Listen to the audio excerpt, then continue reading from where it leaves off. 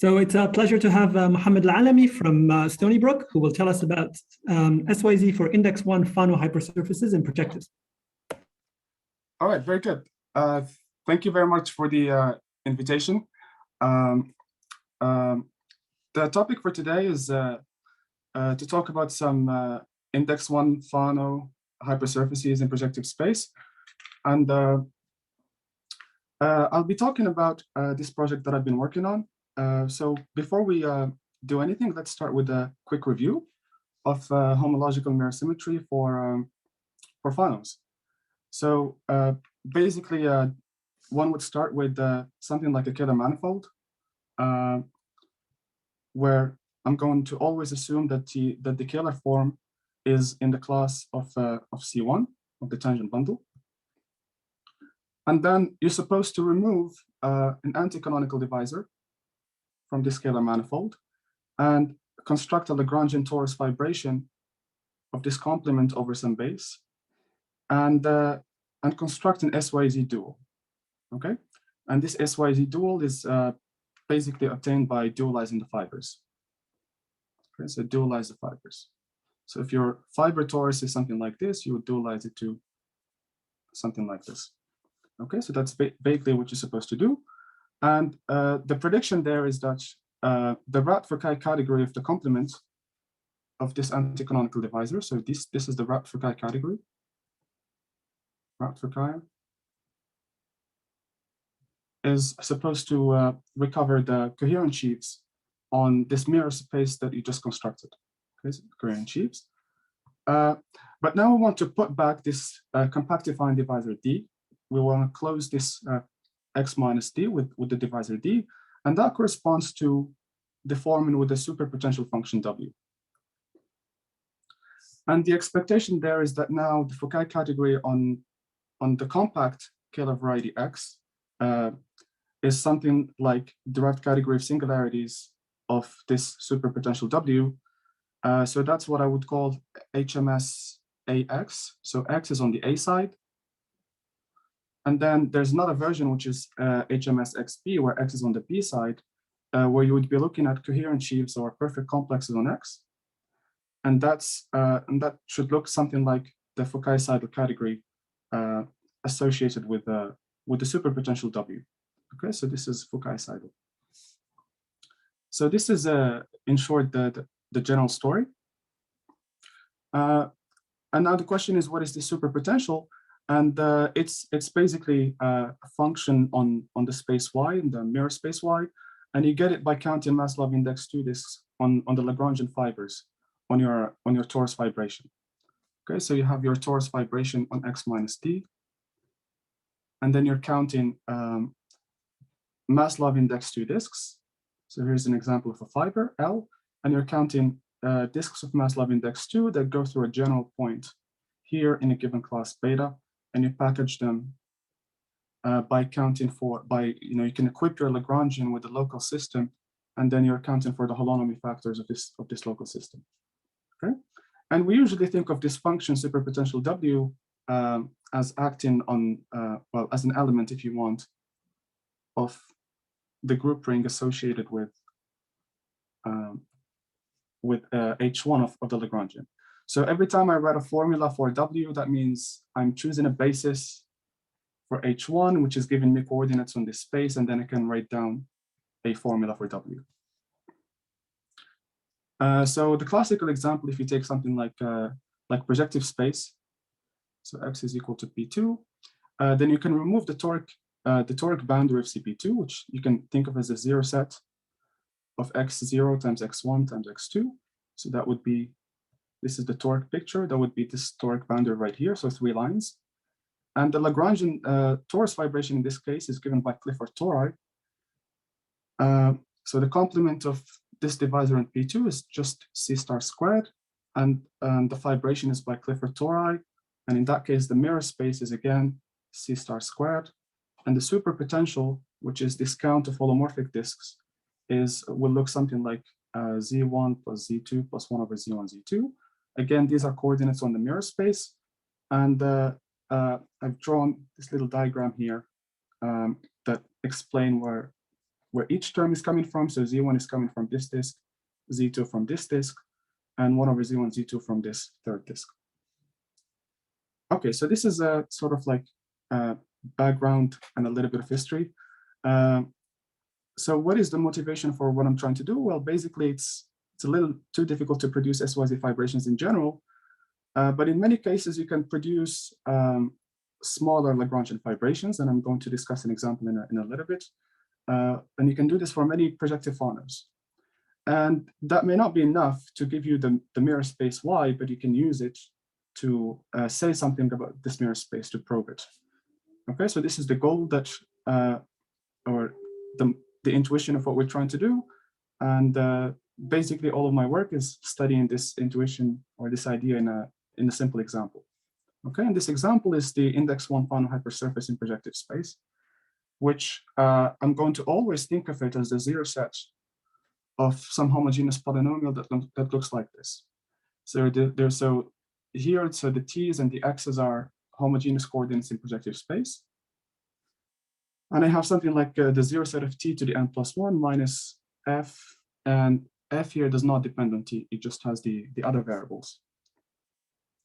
And this choice is nice because it comes with a cyclic covering of projective space, where you basically just forget the t coordinate. So this is a n+1 to 1, and it's a cyclic covering, and you get it by forgetting t. So sorry about that. What that means is that you're going from t x0 to xn to x0 to xn, something like this.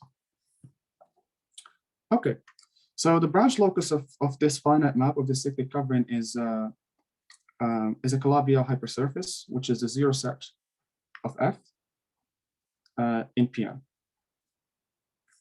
Okay.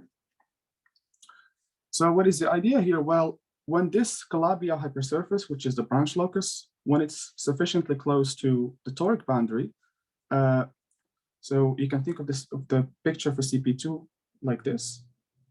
So if the branch locus, let's say, is in this region, then what you can do is you can lift some of the Clifford tori to this covering space, to the cyclic cover. And you can, if you want, you can think of this open set where you have these torus fibers as a chart in the mirror. So this is what I mean by partial fibration. It's a small Lagrangian fibration. But the point here is that by making the branch locus sufficiently close to the toric boundary, you're making this chart in the mirror larger and larger. So I guess that's maybe why you would expect it to carry some useful mirror symmetry information. And I just have a little note here, noting that if you take the preimage of the monotone torus fiber, it's again monotone in the covering space. You have to set it up right, but the Clifford tori, one of the Clifford tori is monotone, and its left is going to be monotone again. Okay. All right. So just to set up some notation, I'm gonna use the notation F0 for this degenerate Calabi-Yau hypersurface in Pn. So this is the limit, or this is the toric boundary that we're trying to push the branch locus towards. And every time I say Clifford torus, I mean something like this. In general, you can put some positive real numbers here that I guess you could still call that a Clifford torus. But if you have the Frobenius 2D metric, for example, then this is the monotone one. Okay, and then so this will always be denoted by L with a subscript CL, so that's the Clifford torus. And then the new torus that we're constructing in the cover is the preimage of the Clifford torus. Okay. All right. So moving on. Okay. So now what we can do is try to compute the potential function associated with this Lagrangian torus that we constructed, which means that we need to count some holomorphic disks with boundary on this Lagrangian torus. So remember, XF here is the cover, that's the cyclic cover, and L is the preimage of the Clifford torus. And then we need to count Maslov in disks with Maslov number 2. All right, so how do we do that? So the strategy here basically has 2 steps. So the first step is to understand that if you have a Maslov index 2 disk in the cover, you can push it to the base, which is just Pn, and then it's going to have boundary in the Clifford torus. The issue, though, is that the Maslov number is now a lot bigger. It's 2 times n plus 1. This has been the degree of the covering. So n plus 1 is the degree of the covering map. And then you have a tangency condition. So this image will be tangent to the branch locus to degree n. So if this is your Lagrangian in the base, this is your disk now. The Maslov number is 2 times n plus 1, and then it's tangent to the branch locus. Okay, so this is the first step. That's just push down these disks from the cover to the base. And now, I guess the real question is, how do we understand this condition here, this tangency condition, and how do we count those solutions? And that's step 2, and you do that by degenerating to the singular limit. So you degenerate your Calabi-Yau hypersurface to the toric divisor F0. Okay, and the advantage of doing this is the tangency condition becomes a lot simpler when F is F0, because remember, F0 was just the product of the homogeneous coordinates. And you can, in a lot of cases, I mean, you can just solve this explicitly in this example that we're studying, for example. And then, solutions, as you might expect, just look like something like this z cubed 1, 1, or 1 z squared. So these are different classes, different homology classes. Different homology classes.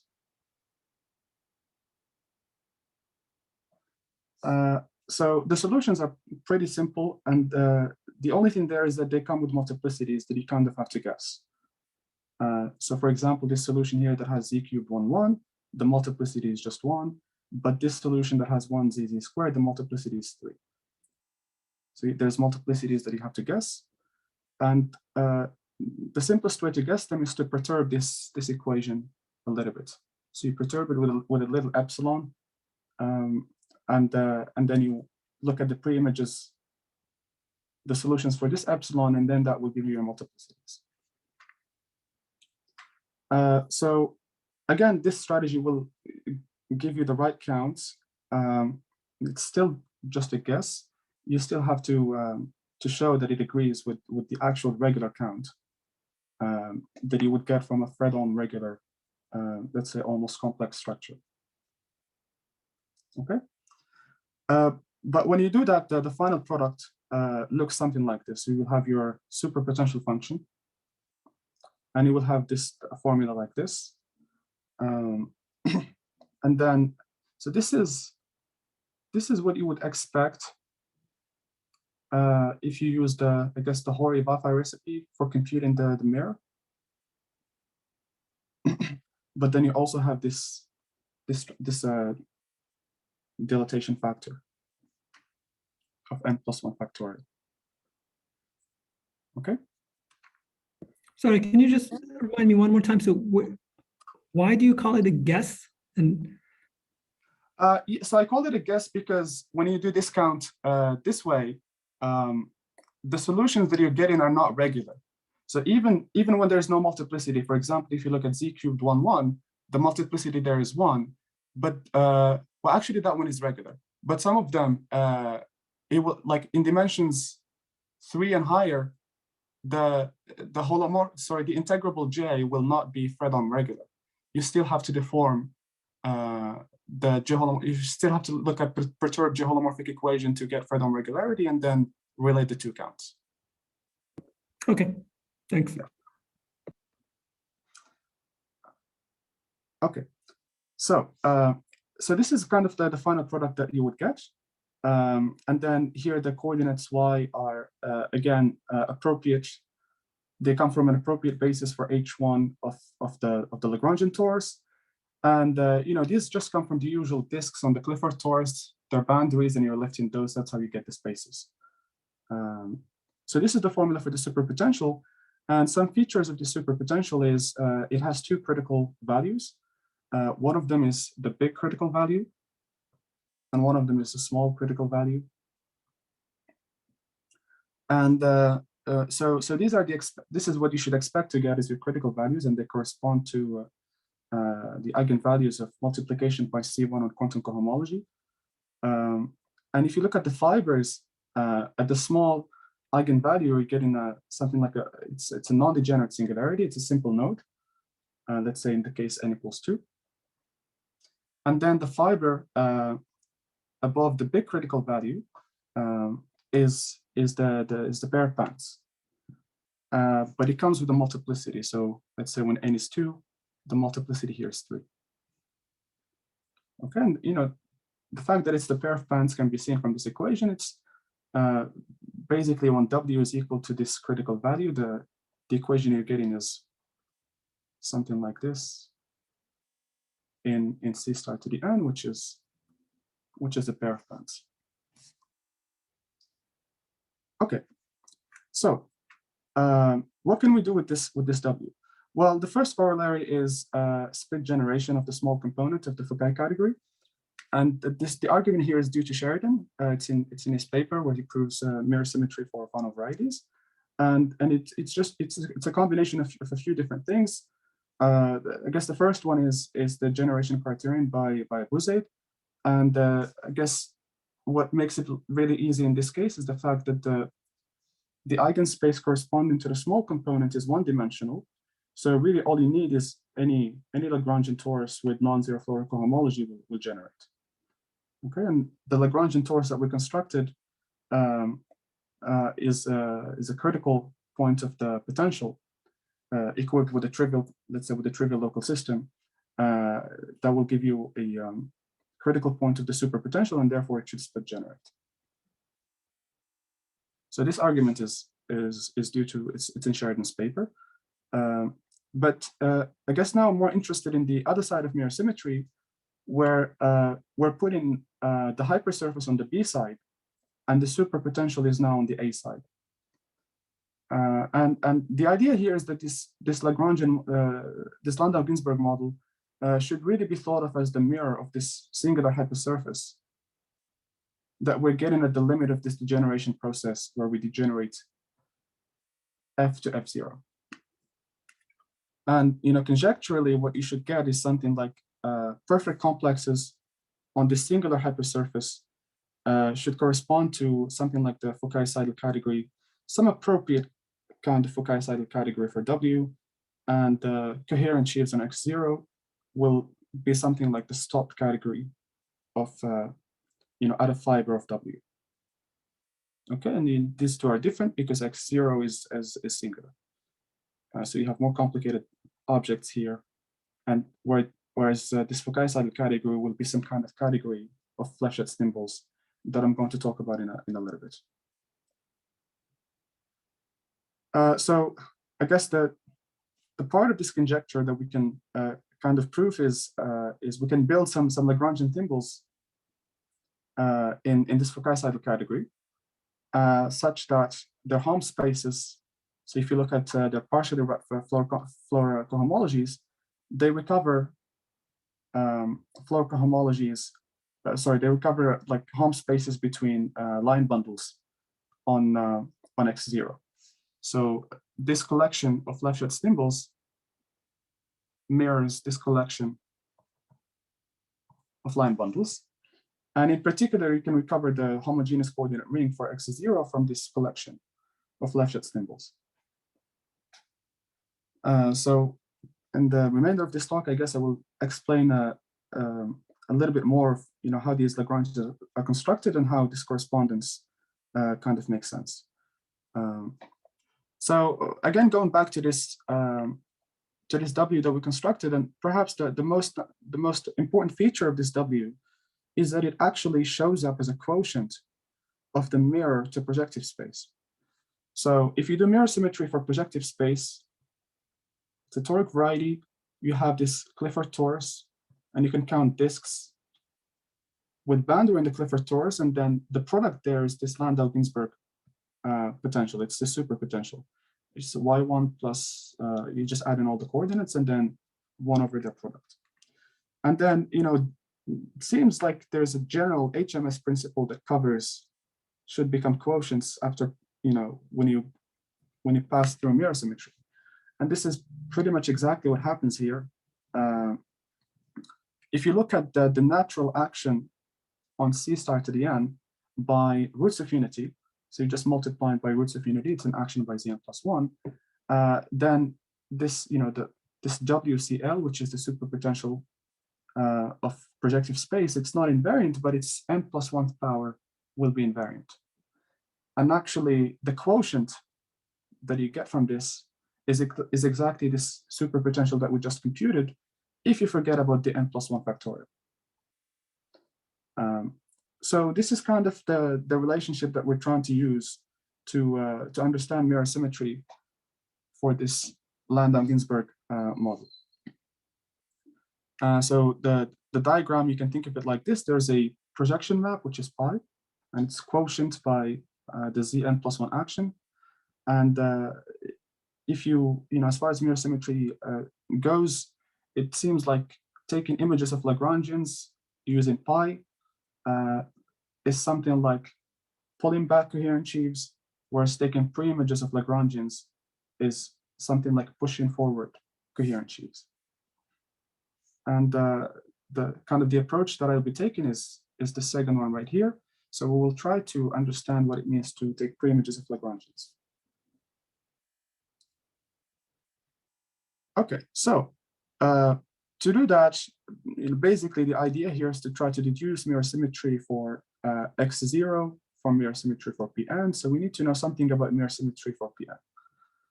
So this is, I guess, old work by now, and it's, I guess, maybe due to Seidel, Abuzaid, Fataka, and Ueda, and maybe other people. So Pn, as I mentioned, is mirror to this superpotential that I wrote down a minute ago. And this WCL, when you analyze it, it has n plus 1 non-degenerate singularities. So it is, you can just study it using the methods developed by Seidel for Lefschetz vibrations, and there you just have so this is like the example of n equals 2. You have 3 singularities like this, and you can look, and then you have some, you're putting stop, let's say somewhere here, and then if you look at these Lefschetz symbols that I drew here, so these are Lagrangians coming out of the singularities. I've given them L0, L1, and names L0, L1, and L2, and these will be mirrored to O1, sorry, O, O1, and O2 in projective space. So just a quick reminder of how floor theory works in these Foucault-Seidel categories. So basically, you have your stop somewhere, which I always draw as a red square. So every time you see a red square, that's a stop. And basically, when you're trying to compute, let's say, the Helm space between L0 hat and L1 hat, you're supposed to wrap L1 hat closer to the stop, and then you take, I guess, regular flow cohomology. So the summary for projective space, the summary of the story there is that these Lefschetz symbols that I drew, they generate the Foucault-Seidel category, and they actually mirror Williamson's collection, which is just this collection, O minus 2, O minus 1, and O. And I'm drawing this for the case n equals 2 for CP2, but it is true in general for CPN. Okay. All right. So what else do we have? Well, so these are not the only Lagrangian symbols you can draw. There's a lot of other Lagrangian symbols that you can draw in this picture, and you can get a lot of them by exploiting the Serre functor in the Foucault-Seidel category, which is basically wrapping past the stop. So as an example, if you take L0 here, which is supposed to correspond to O, and you wrap it past the stop counterclockwise, that's the same as essentially tensoring with the canonical bundle. And then you would get something like O minus 3. And then if you apply the Serre functor in the other direction, So the inverse of the self functor, you're wrapping now past the stop, but in the opposite direction, you would be getting O3. That's in the clockwise direction. And basically starting from the left shed symbols that generate, O minus 1, and O minus 2, and applying the self functor a few times to each one of them, you can get all line bundles on projective space. Okay, and so this is what I have here. So this is just some notation. Every time I have a left shed symbol that corresponds to OI, I'm going to denote it by LI, and with a hat on top. And if you want to figure out what this LI is, you just divide I by n+1, and that will tell you which K you're supposed to look at in your exceptional collection that you start with, and then how many times you should apply the self functor to it. Okay, so this is pretty much all I have to say for mirror symmetry for projective space. Now we can see, we can figure out how to use it to study mirror symmetry for W. The first problem for W is that it's actually not a left-shed vibration. So we're going to work with, so basically, we're going to look at the stop category. So that's the framework that we're using, but the objects that we're using will be left-shed symbols that come from the small singularity. So we have two singularities for W. So there's a big one. This is a horrible singularity, but WS is a small singularity. It's non-degenerate. So you can look at left-shed symbols that come from the singularity. And basically, you can kind of like classify them in some sense by their winding number near the boundary. And so you get this family LK indexed by Z, which, L0 is just the horizontal one, L0 like this, which you can think of as mirror to OX0. And then the others will be obtained from this guy by just rotate by monodromy near the boundary K times. So these are the objects that we will be working with, and these are the objects that you would expect should mirror this collection of line bundles given by OX0I. There's more complicated objects here, as I said, because again, the mirror is singular, so there's definitely objects here that are much more complicated than these left-shed symbols. All right, so the thing that I want to do next is talk a little bit about this pre-image functor, which we said, taking pre-images of Lagrangians should in some sense correspond to pushing forward coherent sheaves or line bundles. So the way you can define this functor is, so I'm calling it functor C, and it's going from the Foucault-Seidel category of W to the Foucault-Seidel category of WCL. And on objects, it's just taking pre-images of Lagrangians. But on intersection points, what you want to do is take pre-images and then remove some stops. So to explain this a little better, I have a little picture here. So this is the Foucault-Seidel category of W. And then, so this one only has one stop. And then if you just want to take strict pre-images and not do any work, you're going to land in a Foucault-Seidel category that has 3 stops, corresponding to pre-images of this stop. But then if you want to end up in the Foucault-Seidel category of WCL, you need to remove 2 of these stops. So this one and this one, you're going to remove them. Which means that when you're looking at intersection points, in this first part right here, you're not getting new intersection points in your Flocker homologies. You're just getting pre-images. But then when you do this stop removal, some of the Lagrangians will have to wrap more. So Lagrangians that were stopping before this stop, for instance, will have to wrap even more to get to the next stop, and that will give you more intersection points. So that's stop removal, or I guess you could call it acceleration as well. And you can do a computation, for example, of the pre-image of the Lagrangian Li. Maybe if you want, just think of the preimage of just L0, and then the formula you would get there is something like this.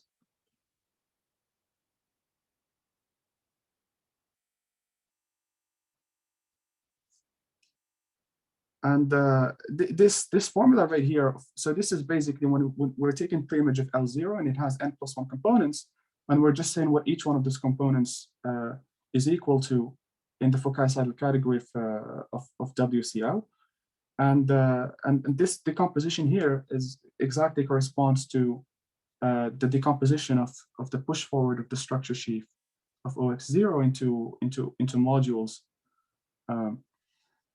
which you get because phi is a finite cyclic cover. So a picture or an example is if you take L1 here. So, sorry, there's no hat. This is L1. So this is in the Fokai-Seidel category of W. And then if you look at the preimage, Fokai-Seidel category WCL, so it will have three components, one coming from each one of the singularities here. And this is, let's say, your first component, this is the second one, and this is your third. And this one is just O, the first one is just O, the second one is O-1, and the third one is basically obtained from O-2 by wrapping past the stop one time. So that will be O of 1. Okay, so you will get this decomposition. L1 is equal to L0 hat plus L-1 plus L1. So if the notation is a little bit confusing, just note that every time I'm talking about Lagrangians for W, I'm not using a hat. Every time I'm looking at Lagrangians for WCL, I'm using a hat. So just to help maybe keep up with the notation. Okay. All right. So this is what we have at the level of objects. So now at the level of Hom spaces, what we can look at this what this map C does, and so we're getting a map from flow cohomology of Li, Lj into their images via psi, and then what we can do is we can use the quotient that we have in this decomposition. So we have lots of objects here. So this one here is Li minus n, something like that. So we have this quotient map. So we have this inclusion of Li hat into psi Li, which you should think of as mirror to the inclusion of OP and I into the push forward. Sorry, this is, yeah, OP and I into the push forward of OX0I. And if you look at this, if you use this inclusion to construct this quotient map, then what you're getting is an isomorphism. So if you use psi and then take this quotient, you're getting an isomorphism. And this isomorphism exactly mirrors the adjunction isomorphism that you get between these two Hom spaces. So again, I guess if you want to see it directly as an adjunction, this is just because this is the pullback for PNI. And the reason you have this isomorphism is also not very complicated. You can pretty much just follow the pictures. And here's an example for how it works. So if you take two Lagrangians in the Fokai-Seidel category of W, so here I have L0 and L1. And you look at their preimages, well, the preimages of L0 are drawn in black. So you have this, this, and that. And then the preimages of L1 are in pink. So that would be this component, that component, and component. And then you can see when you lift intersection points,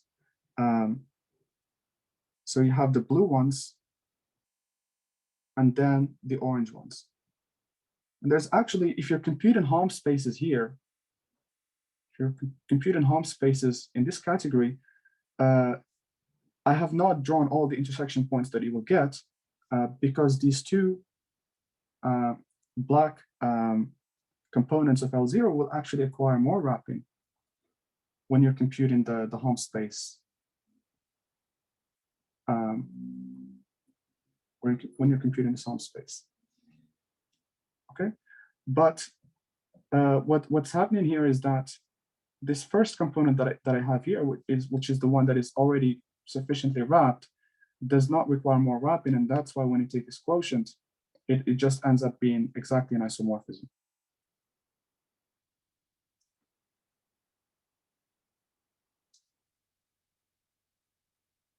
Okay, so this picture basically hopefully explains how you would compute these Floer cohomologies if you're just interested in them as groups. The problem is when you take this quotient right here, you are losing all of the product information. If you want to account for the product structure, that will not help you very much because that will be losing a lot of the product structure information that's already there. So how do we account for that? So to account for the product structure, basically, we need to compute this Floer cohomology group completely inside this one right here, as opposed to a quotient. So the quotient just loses all the information. I think there's a question in the comments. Yes, Chris Woodward is asking if there's an interpretation of the Hom spaces before stop removal on the mirror side. Yeah, I thought about that a little bit, but I couldn't figure out a way to interpret it. That's a very interesting question, actually. So it's basically just trying to. I think that should correspond to the derived category of the stack, where you have Pn, but with you remember the stackiness around the branch locus. Ah. Huh. Okay, that's a good tip. Okay. Yeah. So. Yeah, that's actually a very good question. Yeah, maybe it's. Yeah. So you're saying this Rapfikai category here with 3 stops should be. Can you say that again? Yes. So you started with your final hypersurface, then you took a quotient, and yes.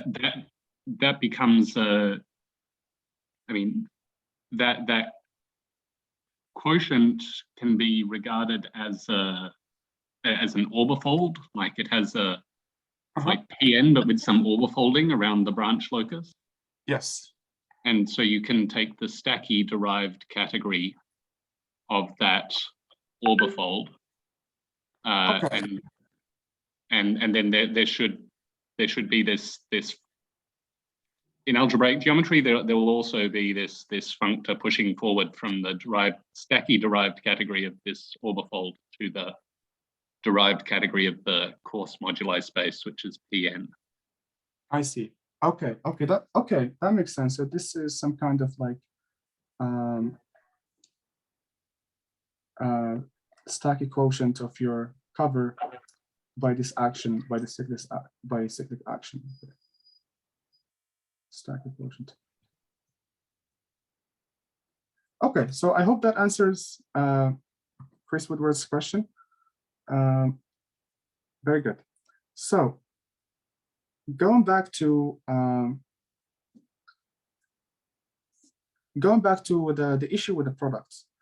So as I mentioned, when you take this quotient, it's enough to tell you what the Floer cohomologies are as vector spaces, but it does lose all of the product information. So if we want it, we need to compute these Floer cohomologies inside of the larger ones, because then that will tell us how to take products. If you're going from Lj to Li to Lj, and then from Lj to LK, you're just inheriting the product from the Foucault-Seidel category of WCL, or if you want, from its mirror CPN. So the goal is then to try to compute this inclusion. And a little bit of intuition comes from the B side, actually. If let's say you're trying to distinguish different covering spaces for different F over CPN. What you can do is you can look at this push forward functor between the Hom spaces, and you can look at the push forward of T. So this right here, OXF1. So we're thinking, so XF is embedded in Pn plus 1. So this Hom space is just linear functions on XF. So it has the Xi's and then it has T. And if you push forward the Xi's, you're just getting the Xi's, you're not getting anything interesting. But if you push forward T, you're getting a module map between these two coherent sheaves. And it will, these two, it will look like the identity on the components that they share. And then on the components where they're different, so what the lowest component of OX is O minus N, and the highest component of OXF is O1, and the map there is multiplication by F, which is the polynomial that you're using to get your covering space. So this is kind of what we're trying to mimic on the A side now. The picture should look something like this. If this is the Foucault-Seidel category of W, this is your L0, this is your L1. So you have a bunch of intersection points. So these ones right here, they should correspond to, let's say, X0, X1, and X2.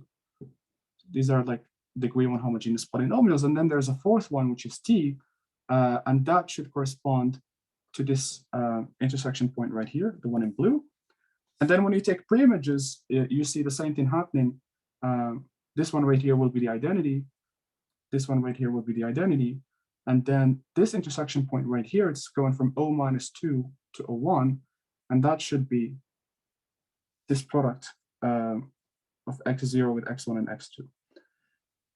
And I guess the question here is, how do you know that it's exactly, using mirror symmetry, we know it has to be cubic, but how do you know that it's exactly this cubic?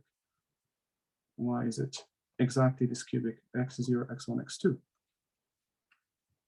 And the idea, you can use, pretty simple idea here, which is topological grading, which I'm going to talk about in a little bit. But first of all, let me kind of state what you would get if you, when you do this right. So you would get an A-infinity functor from the Foucault-Seidel category of W into perfect complexes for Pn with a DG enhancement. And then you also get a functor from perfect complexes on X0 with a DG enhancement. So that's push forward. And then what you would get is that at the level of cohomology, they have the same images. They have the same image inside this category right here at the level of cohomology. And this in particular proves the isomorphic, the theorem I claimed before, that these rat floor cohomologies are the same as these and that the product structures are also preserved. So, so going back to this idea of figuring out why you're getting this specific cubic as opposed to a different one. So as I said, that has to do with this idea of topological grading. If you look at the Foucault-Seidel category of WCL, so that's the one mirror to projective space, you can actually grade it by H1 of the ambient space, which is C star to the N, relative to the critical locus. So these are critical points now, not critical values of this superpotential. And the way you associate to an intersection point P an element here, its degree, is by just connecting it to critical points. And it doesn't matter what paths you're choosing, these left shift symbols are contractible, so you can always do this in a consistent way. But as it turns out, this is a little too large for what we need. This gradient is a little bit too fine. But what you can do is that you can collapse it to Zn. So this gradient, as I said, is a little bit too fine, but you can collapse it to Zn by identifying the n+1 critical points of the superpotential. So by identifying all of them, you would be getting something like H1 of C star to the n relative to a point, which is Zn. And that will give you a Zn gradient on flow cohomology. And the B-side counterpart of this is the toric gradient on monomials that comes from the toric action on projective space. So this toric gradient on monomials will look something like, if you have something like x1, the degree is 1, 0, 0, and x2 is 0, 1, 0, 0, etc. And then on x0, the degree is -1 on every component. And if you want, this would come from the action of C star to the n on these guys,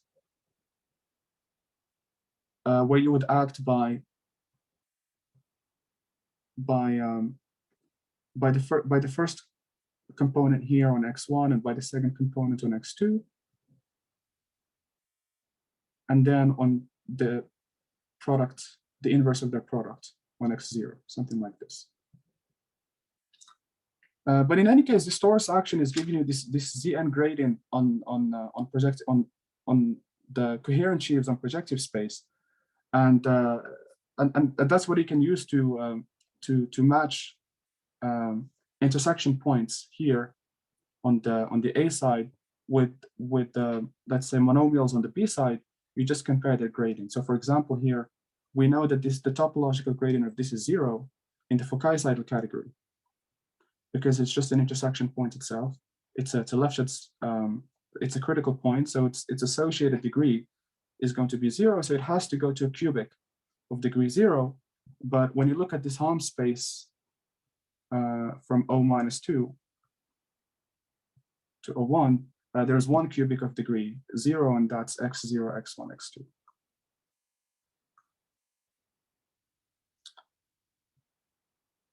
Okay. And that's the end of my talk. I finished in a little bit early, but I hope we can leave some time for questions if there's any. Thank you. Great, thank you. Are there any questions before? Can you tell? Go ahead. Go ahead. Sorry, I have a question. Did you think about it all about like this? Doing this whole like quotient construction and everything instead, like on the partially wrapped Foucault category, maybe stopped at the FLTZ skeleton. Seems like some of these functoriality, I mean, I couldn't like do it on the spot, but if this like action is nice enough on that, it seems like a lot of the functoriality properties would be easier. But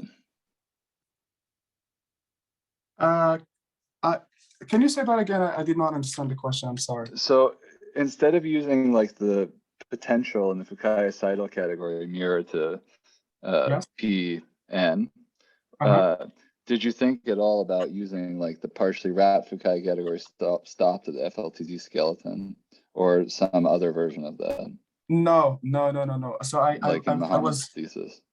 No, I did not try to use that at all. So I guess the key point that I'm trying to use here is the fact that this superpotential you're getting is a quotient of is mirroring the push forward map on coherent sheaves. That's kind of the main point that I'm trying to use. Yes, but you could try to quotient the FLTZ skeleton and then just argue that it's the skeleton of this potential. I did not think about that at all. No. I see. Yeah. Thanks. Yep. Anybody else? Can I ask about -n+1 factorial? Yes. what about that? Can you explain where it comes from? And So, why it's a minus okay. sign? Yeah, so where is that coming from? So if you look at the homology classes on the push forward, so you have your homology classes in this space right here, and then, sorry, there's no CL here. So this is in the cover, and then you're pushing forward to get a homology class in PN with boundary and the Clifford torus. So this has Maslov index number 1, and you can think of it as like a sum of the usual disks that show up in the toric picture. So you have these 3 disks in the toric picture, and this alpha, you can think of it as like a linear combination of these guys. So you can think of it basically as a triplet: alpha 0, alpha 1, and alpha 2. And these guys will add up to 3.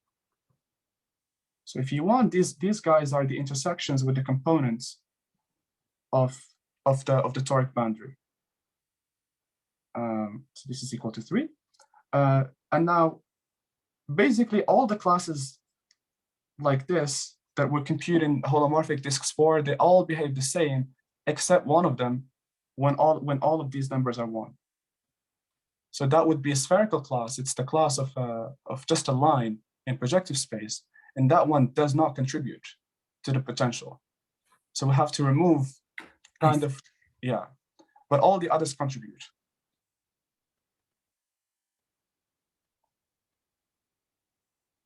Okay, can you go back to the formula?